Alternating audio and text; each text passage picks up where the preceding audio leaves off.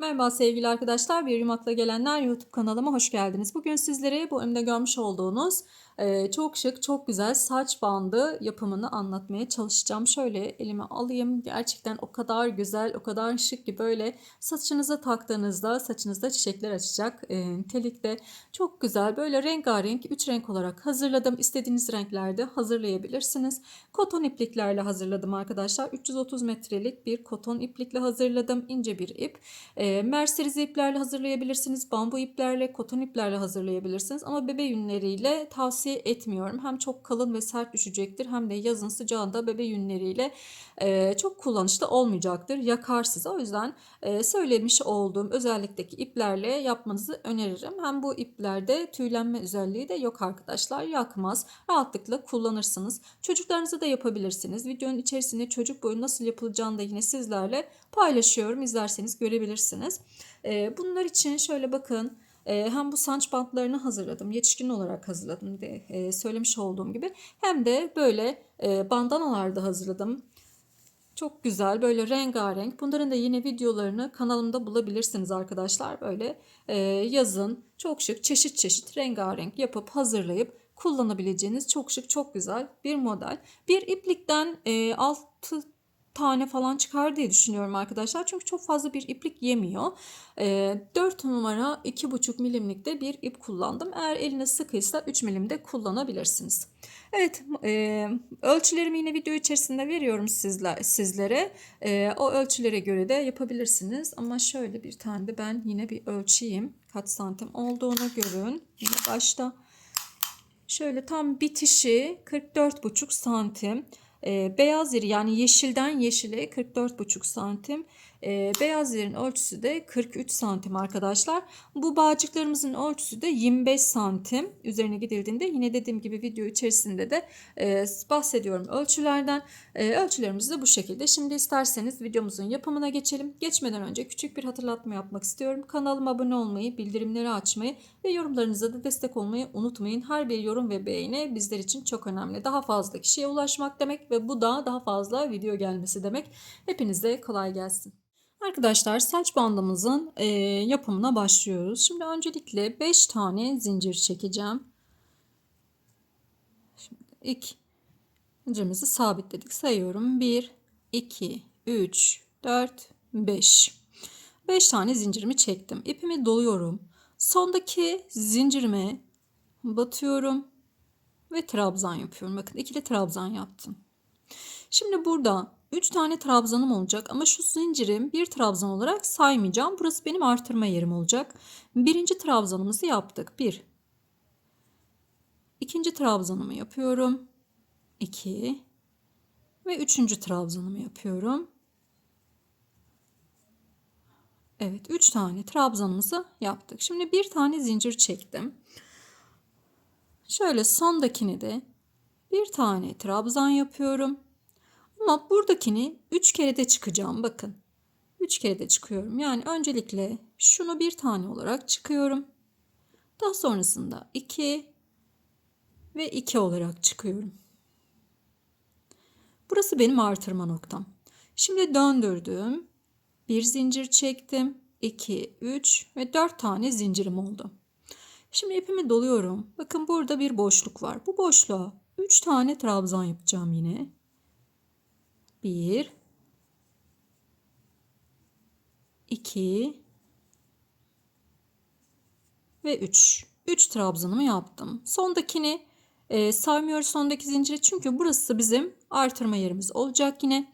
Şimdi bir tane zincir çektim. Şuradaki üçlü öbeğimizi atlıyorum. Ve bakın şu sonda yine bir boşluğumuz var. Zincirle üçlü öbeğimizin arasında. Hemen buraya bu boşluğa girdim. 3 tane trabzan yapıyorum. 2 3. Bir zincir çektim. Aynı yere tekrar bir tane daha trabzan yapacağım. Ama bu bitişlerdeki trabzanım üçlü trabzan şeklinde olacak. Yani 3 kere de çıkacağım arkadaşlar. Bakın ilkini tek olarak çıkıyorum. 2 2 şeklinde çıkarak 3 kere de çıkmış oldum. Bunu sondakini böyle yapmamızın sebebi şu kenarının kasmaması için. Hemen döndürüyorum. Bakın 2 tane öbeğimiz oldu. Döndürdüm. 1, 2, 3, 4 tane zincir çektim. Şimdi yine burada bakın bu boşluğa batıyorum. 1,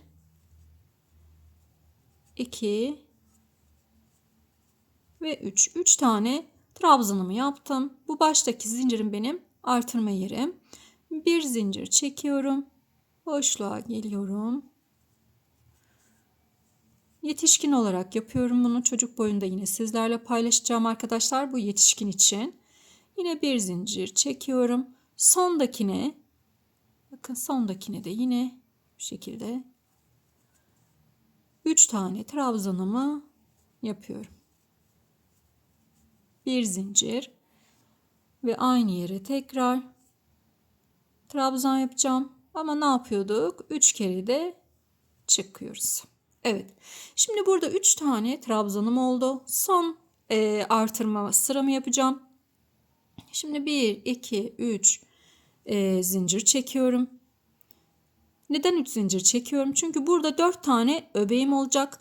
Buradan sonra artırma yapmayacağım arkadaşlar. O yüzden burada 3 tane zincir çektim. Bakın 3 tane öbekten sonraki sırada 3 tane zincir çektim. Buraya batıyorum. Burada 2 tane trabzan yapacağım. Bununla birlikte 3 tane trabzanım olmuş oldu. Artık artırma yapmayacağım arkadaşlar. O yüzden 3 tane trabzanımı yaptım. Şimdi çocuk boyu içinde şöyle yapacağız. Yani aynı işlemi ben şimdi yetişkin boy yapıyorum. Burada 4 tane trabzanım olacak. Yani 4 tane üçlü öbeğim olacak. Herhangi bir artırma yapmıyorum. Çocuk boyu içinde yine şu 2 taneden sonra aynı bu şekilde 3 tane zincir çekip bu 3 tane öbeği yapmanız gerekiyor. Yani hani artırma için 4 tane zincir değil de 3 tane zincir çekmeniz gerekiyor. Sonrasında buraya 3 tane öbek yapacaksınız. Şimdi biz yetişkin yapıyoruz. O yüzden 4. öbekli sıramdayım. 3 zincir çektim. 2 tane trabzan yaptım. Bir zincir çekiyorum. Zincirimle birlikte 3 trabzanım oldu. Bir zincir çektim. Yuvaya 2, 3 trabzan yapıyorum. Bir zincir. Tekrar yuvaya 3 tane trabzan yapıyorum. Bir zincir. Şimdi sondakini de bakın buraya da yine yapacağım. 2 tane trabzan yapıyorum. Öncelikle 1, 2 trabzan yapıyorum. 3. trabzanımı da hemen zincirimin üzerine yapıyorum arkadaşlar. 3. trabzanımı da çünkü dediğim gibi artırma yapmayacağım. Normal trabzan yapıyorum artık. Üçlü trabzan değil. Sadece artırma sıralarında üçlü trabzan yaptık. Evet. Şimdi döndürüyorum. Bakın daha artırma yapmam için gerekli zeminim yok. Devam edeceğim. Şimdi 1, 2, 3 tane zincir çektim. İpimi doluyorum. Ne yapıyorum? Buradaki üçlü öbeğimi atlıyorum. İlk önüme gelen boşluğa. İlk önüme gelen boşluk nerede? Burası. Hemen buraya 3 tane trabzanımı yapıyorum. Bir zincir, 3 tane trabzan yapıyorum.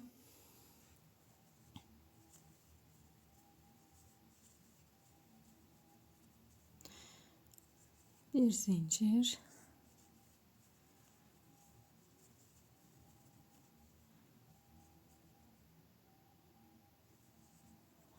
Evet. Şimdi yine bir zincir çekiyorum ve şu sondaki 3 tane zincirimin hemen şöyle bakın tepe noktasıyla birleşimimi yapıyorum. Şimdi burada 3 tane öbeğimiz oldu. Döndürüyorum. Şimdi bakıyorum. 3 tane zincir çekiyorum. Şimdi ilk önümdeki boşluk neresi? Hemen önümdeki boşluk burada. 3 zincir çektim.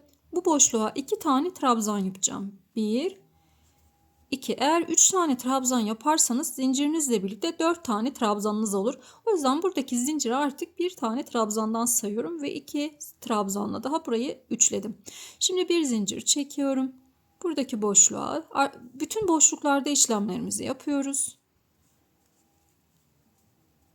Bir zincir, tekrar buraya geldim. 3 tane trabzanımı yapıyorum. Bir zincir ve sondaki bakın burada zaten 2 tane trabzanım var. 1 2 trabzan. Üçüncü trabzanımı da hemen zincirimin üzerine yapıyorum arkadaşlar. İçine zincirimin içerisine yapıyorum. 3 tane trabzanım oldu burada.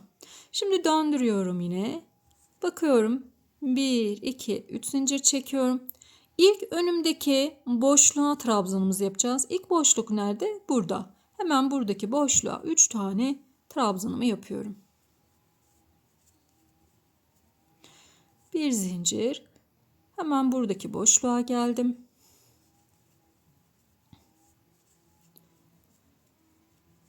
Bir zincir. Yine buradaki boşluğa da 3 tane trabzanımı yapıyorum.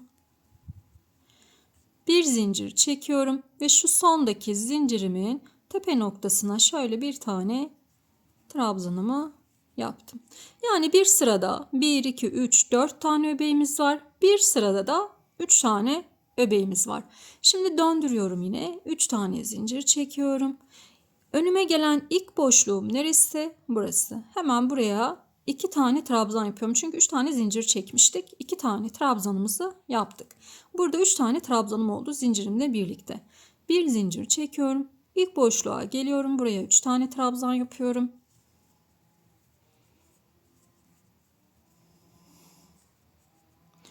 Yandakine yine 3 tane trabzan yapıyorum.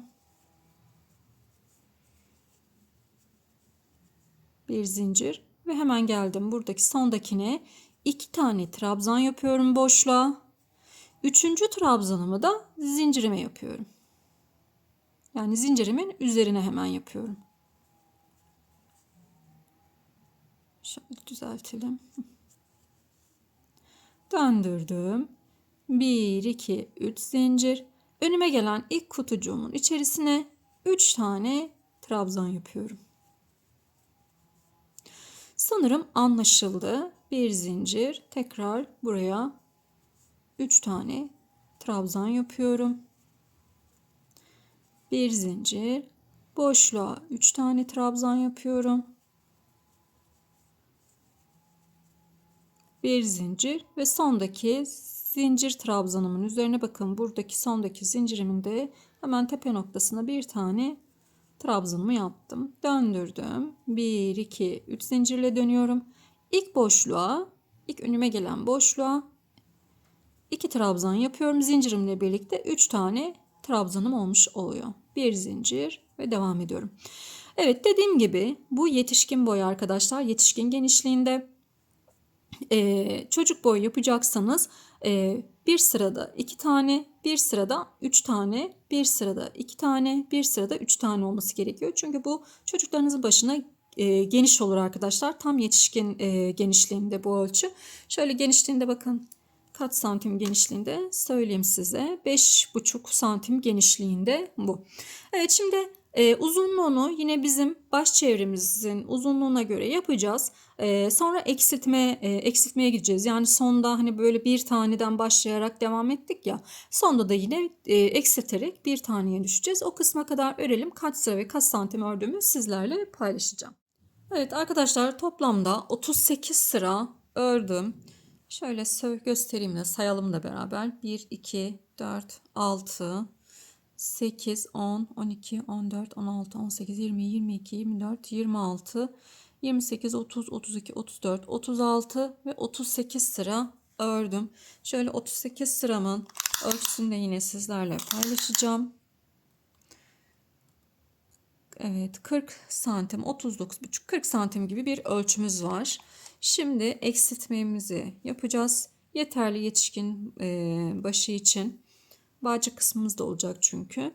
Evet, şimdi zaten hani eksiltme sıramızda birkaç santim daha uzayacak. Çocuk için yapacaksanız daha az yapmanız gerekiyor. Çocuğunuzun baş çevresini ölçerek o şekilde boyunu ayarlayabilirsiniz.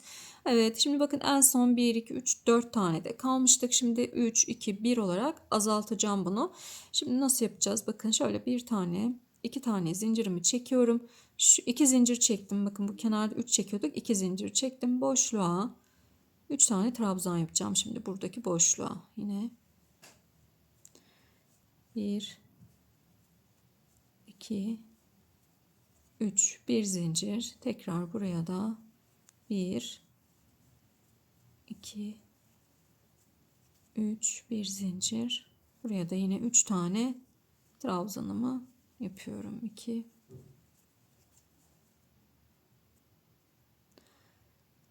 bir tane zincir çektim ve şu sondaki, bakın şu 1 2 ikincinin hemen şu üst noktasına trabzanımı yaptım. Döndüm. Yine 1 2 zincir çekiyorum. Buradaki boşluğa batmayacağım. Direkt buraya geliyorum. Bakın buraya atlıyorum. Buraya şu üçlü öbeğimizin hemen yanındaki boşluğa geldim. Biraz yakınlaştırayım, daha net görün. Evet, bakın buraya geliyorum. Çünkü 2'ye düşürmem gerekiyor. Buralarda 2 zincir çekmemizin sebebi de kasma yapmasın diye. O yüzden 2 tane de zincir çekiyoruz oralarda. 3 tane trabzan yaptım. 1 zincir. Buraya da yine 3 tane trabzanımızı yapıyorum. Bir zincir çektim. Ve şu, bakın en son buraya değil, hemen 1 2 üçüncünün tepesine batıyorum. Bakın buraya batıyorum. Evet, 1 2 zincir çektim. Şimdi bu iki öbeğimizin orta noktasına trabzan yapıyorum. 3 tane. 3, bir zincir çekiyorum. Bakın 1 2 üçüncü trabzanımın alttaki şu öbeğin 1 2 üçüncüsünün başına trabzanımı yaptım ve bitti benim için bu. İpimi kesiyorum. Şimdi bitmiş halinin şöyle bir ölçüsünü de paylaşalım. Bakalım ne kadar olmuş. Evet, bitmiş halde 43 santim oldu. 43 santimlik bir ölçümüz var. Şimdi geçiyoruz kenar yeşil kısmın yapımına. Evet, şimdi bu şekilde koyuyoruz. Bakın trabzanlarımızın, dolgularımızın gidiş yönü yukarıya doğru olacak şekilde alt kısımda dolguyu yaptık yukarı doğru. Şurada tam ipimizi kesmiş olduğumuz yerden takacağım. Bu kısmından öncelikle gideceğiz. Şu yukarıki kısımdan devam edeceğiz. Şimdi buradan ipimizi takacağız arkadaşlar. Bakın bitirmiş olduğumuz yerde şu boşluktan takıyorum. Ama öncelikle ben bir yeşil ipimi alayım. Yeşil ipimizi alalım.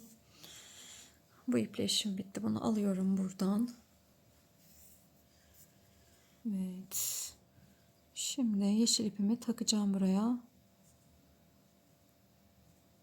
Şöyle tekrar aynı yere bir tane daha sık iğne yapıyorum. Şu iplerimizi de arkada yürüteceğiz. Önce onları bir tutayım, sonra ne yapacağımızı söyleyeceğim. Evet. Şimdi burada bir tane sık iğne yaptım. Buraya bir tane daha sık iğne yapıyorum. 2 tane sık iğnem oldu burada. Dönüşte de bir tane yapacağım. 3 tane olacak. Şimdi geliyorum buraya. Buradaki boşluğa geliyorum. Buraya 1 2 tane sık iğne yapıyorum. Bakın 2 sık iğne yaptım. Buradaki boşluğa geliyorum. Buraya da yine 2 tane sık iğne yapacağım. 1 2. Üçüncü sık iğnemi, bakın şuradaki zincirimizin, şunları göstereyim şöyle, biraz da yakınlaştırayım. Evet. 2 tane sık iğne yaptım. Üçüncü sık iğnemi hemen şunun başına yapacağım. Şu en sondaki, bakın burada görünüyor mu? Buraya yapacağım.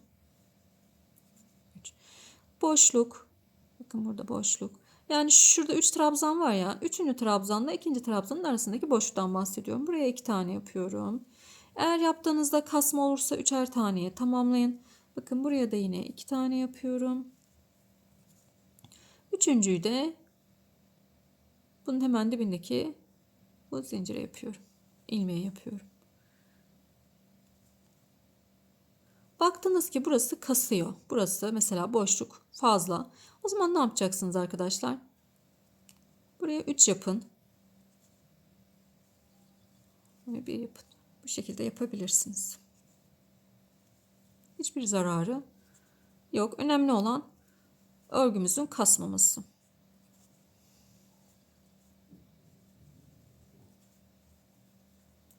İki tane yaptım. Bir tane de buraya yapıyorum.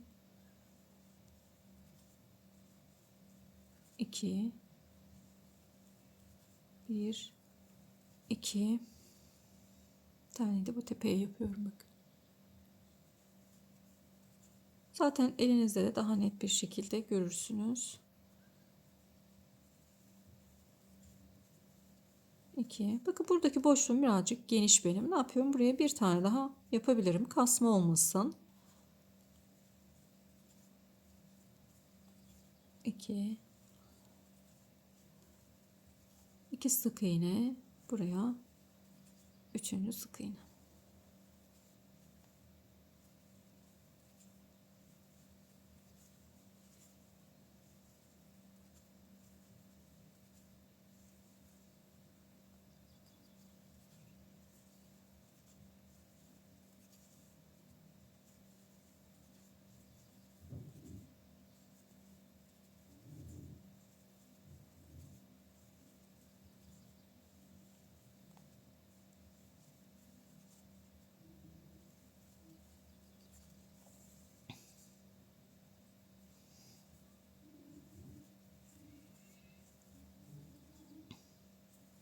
Şimdi bu uç noktaya kadar, buraya kadar gelelim.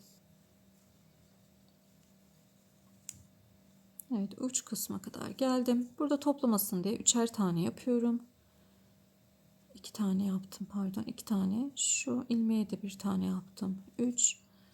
Buraya geldim. Boşluğa 1 2 3 tane boşluğa yaptım. Şimdi tam bakın şunu başlamış olduğumuzun hemen şu orta noktasına bir tane sık iğne yapıyorum. Şimdi burada saç bantımızın bağcığını yapacağız. Bunun için 65 tane zincir çekeceğim. 4, 5, 6, 7. Zincirlerinizi çok sık veya çok gevşek çekmeyin. Orta ayarda. Kaç tane? 1, 2, 3, 4, 5, 6, 7, 8, 9, 10, 11, 12, 13. 65 tane çekelim. 65 tane zincir çektim. 65 tane zincirim benim 29 santim. Üzerine gittikten sonra da 25 santime düşecek. Toparlayacak arkadaşlar. Şimdi bunun üzerine nasıl gideceğiz? İsterseniz direkt sık iğne de gidebilirsiniz. Her bir ilmeğe batarak. Ben kaydırma tekniğiyle yapacağım. Şöyle hemen yanındakine bakın batıyorum. İçinden çıkarıyorum. Yanındakine batıyorum. İçinden çıkarıyorum. Yanındakine batıyorum. İçinden çıkarıyorum. Şimdi bu şekilde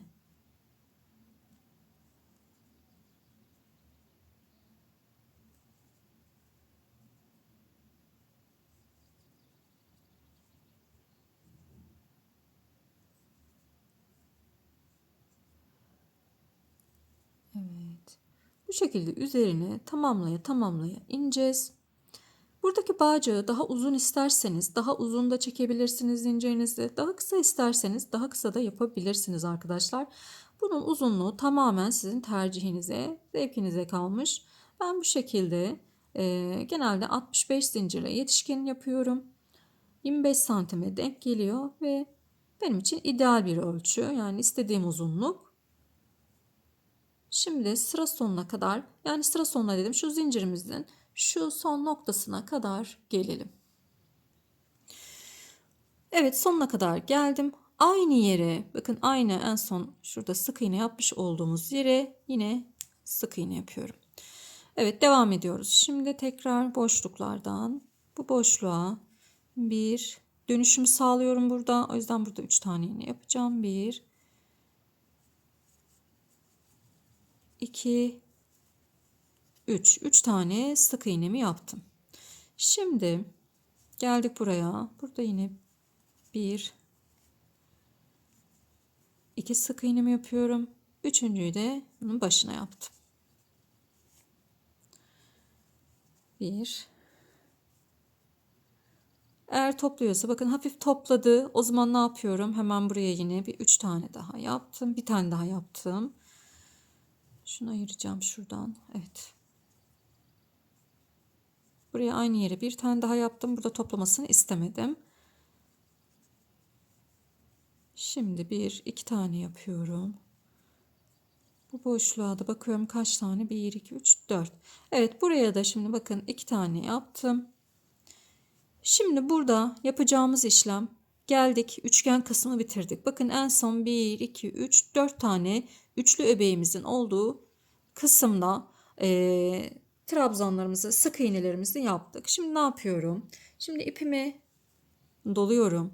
Buraya, şu boşluğa bakın, 1, 2, 3 tane üçlü öbeğimizin olduğu sıranın boşluğuna yuvalarımızı oluşturacağız. Bir trabzan, 2 trabzan, 1, 2 zincir ve tekrar aynı yere 1, 2 tane trabzan yapıyorum. Şimdi bakın, tekrar şöyle göstermek istiyorum. Bağcığımızı yaptıktan sonra burada geliyoruz. 3'er tane sık iğneler yaptık. Geldik. En son sık iğnemizi 1, 2, 3, 4 tane üçlü öbeğimizin olduğu kısma yaptık. Ve 1, 2, 3 tane üçlü öbeğimizin olduğu kısma da yuvamızı oluşturduk. Buradan sonra artık hep yuvalarımızı oluşturarak ilerleyeceğiz.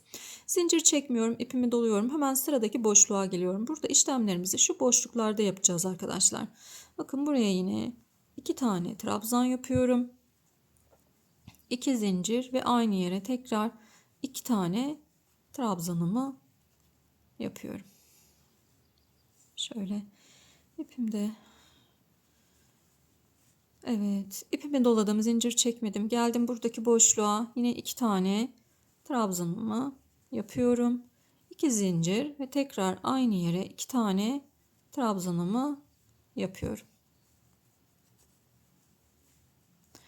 Boşluğa geldim.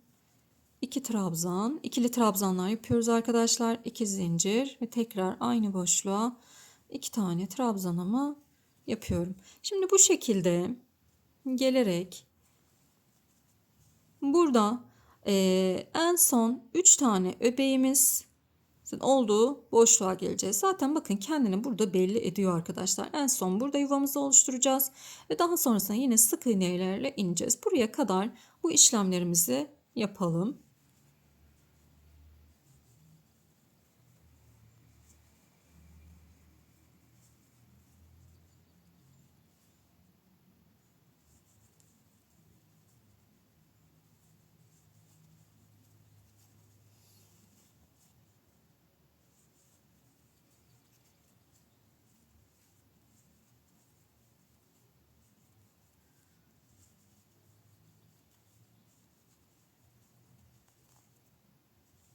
Eğer hızlı ilerlediğimi düşünüyorsanız, hani anlaşılmadığını düşünüyorsanız, göremediğinizi düşünüyorsanız eğer, üst kısımda, sağ üst kısımda ayarlar kısmından oynatma hızını düşürebilirsiniz arkadaşlar. Ama elimden geldiğince anlatmaya çalışıyorum. Hani anlatarak da ilerlemeye çalışıyorum. İnşallah kolaylıkla anlayabilirsiniz. Zaten oldukça basit. Bakın, yuvalarımız bu şekilde oluşuyor. Evet, en son bakın geldik 1, 2, 3'lü öbeğimizin olduğu yere yuvamızı oluşturduk. Şimdi buradan devam edeceğiz. Burada da yine başlarken dörtlü öbeğimizde 1, 2, 3, 4 tane üçlü öbeğimizde sık iğne yapmıştık. Burada yine bakın 1, 2, 3, 4 tane üçlü öbeğimize sık iğnemizi yapıyoruz. Böyle 2 tane sık iğne yapıyorum. Daha sonrasında bakın, önümdeki hemen ilk ilmeğime bir tane, yanına 1, 2 tane. Daha sonrasında tekrar devam ediyorum boşluklara, 2 tane sık iğne. Buraya bir tane. Buraya da 1, 2 sık iğne. Ve tam şöyle orta noktasına, bakın buraya değil, tam bu orta noktasına, ortadaki noktaya bir tane sık iğne yaptım. Şimdi burada yine 65 tane zincirimi çekiyorum arkadaşlar. Ve 65 tane zincirimin üzerine az önce yaptığım gibi kaydırmayla buraya kadar ineceğim. Evet, yine bakın geldik, hemen yine dibine sık iğnemi yapıyorum arkadaşlar. Burada dibine yapıyoruz. Eğer buraya yaparsak bu tam ortada olmaz, kaymış olur. Buraya Zincir yapmıyorum. Buradaki ilmeğime batmıyorum. Gelirken de buraya batmamıştım. Giderken de buraya batmıyorum. Şuradaki direkt boşluğa bir tane sık iğne yapıyorum ve daha sonrasında da şöyle bir birleşimimizi yapıyoruz arkadaşlar ve bir zincir çekiyorum. Buradaki işim, yeşil ipimle işim bitti. Daha sonrasında bu ipimizi gizleriz. Evet, bağcımızı da bu şekilde hazırlamış olduk. Şimdi yuvalarımızın yapımına geçiyoruz. Şimdi ben böyle bir mavi ip kullanacağım. İstediğiniz renk kullanabilirsiniz. Şimdi geliyorum. Şu kısımlarda, yuvalı olan kısımlarda işlemlerimizi yapacağız. Hemen buradaki ilk yuvaya şuradan başlıyorum. Bakın şöyle. Burada bitirdim. Başa geliyorum. Buradan başlayacağım. Başa geliyorum. Buradan başlayacağım. Şimdi geldim. Şöyle biraz uzunca da bıraktım. İlk yuvamızdan başlıyoruz. Hemen tekrar aynı yere bir tane sık iğnemi yaptım. Bu ipimi buraya sabitlemiş oldum. Evet, 3 tane zincir çekelim. Bu yuvamın içerisine 6 tane trabzan yapacağım. Zincirimi de sayıyorum. 2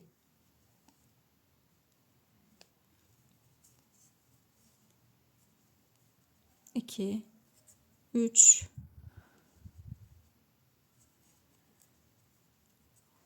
4 5 6. Çiçeklerinizin daha hani geniş, daha kaba böyle durmasını istiyorsanız, büyük durmasını istiyorsanız 7 tane, 8 tane yapabilirsiniz arkadaşlar. Şimdi ilmeğimizi uzattım, tığımı çıkardım. İlk baştaki zincirimizin şöyle üçüncüsüne, üçüncü ilmeğine takıyorum. Bu ilmeğimi de alıyorum ve içinden çıkarıyorum. Burada 1, 2, 3 tane zincir çekeceğim. İsterseniz 4 tane de zincir çekebilirsiniz. Tamamen sizin zevkinize kalmış. Yani bu çiçeklerinizin daha büyük olmasını, bu bibiklerinizin diyeyim artık pıtırcık, daha doğrusu pıtırcıklarınızın daha büyük olmasını istiyorsanız eğer 4 zincir çekin. Şimdi bakın burada hemen bir boşluk, birleştirdiğimiz yerde şurada şöyle bir boşluk var. Görüyor musunuz burayı? Elinize daha net görürsünüz. Şöyle batıyorum. İçinden çıkarıyorum. 1, 2, 3 zincir çektim. Tekrar bu boşluğa batıyorum. Bakın burada boşluğa batıyorum. İçinden çektim. 1, 2, 3 zincir ve yine tekrar boşluğa batıyorum. İçinden çekiyorum. Burada 3 tane pıtırcık yapmış olduk. 1, 2 zincir çektim. İpimi doladım. Buradaki yuvaya geliyorum. Tekrar yuvama yine 6 tane trabzan yapıyorum. Dediğim gibi 7 tane, 8 tane yapabilirsiniz. Burayı ne kadar hani büyük istediğinize bağlı. 4, 5, 6. 6 tane yaptım. Şimdi ilk trabzanımın tepe noktasına, bakın hemen bu kısmı, tepe noktasına batıyorum. İlmeğimi hafif küçültüp çekiyorum. 1, 2, 3 zincir çektim. Boşluğa içinden çıkardım. 1, 2, 3 zincir. Boşluğa içinden çıkardım. Zincir. Tekrar boşluğa içinden çıkardım. Yine 2 tane zincir çekiyorum. Buradaki yuvaya geldim. 1, 2, 3, 4, 5, 6. Tığımı çıkarıyorum. İlk baştaki trabzanımızın tepe noktasına batıyorum. İçinden geçirdim. Ve şu şekilde içinden geçiriyorum. 3 tane zincir çektim. Bunun içerisindeki boşluğa batıyorum. İçinden çıkarıyorum. Kaydırıyorum. Tekrar 3 tane. Bakın şöyle tuttuğumuzda boşluk daha net bir şekilde gözüküyor. Direkt boşluğa batıyorum. İçinden çıkarıyorum. 1, 2, 3 zincir. Tekrar aynı boşluğa batıyorum ve içinden çıkarıyorum. 1, 2 zincir çektim. Tekrar yuvaya geliyorum. Evet, bu çiçeklerimizi de bu şekilde ayarlayacağız. Sonuna kadar geleceğiz arkadaşlar.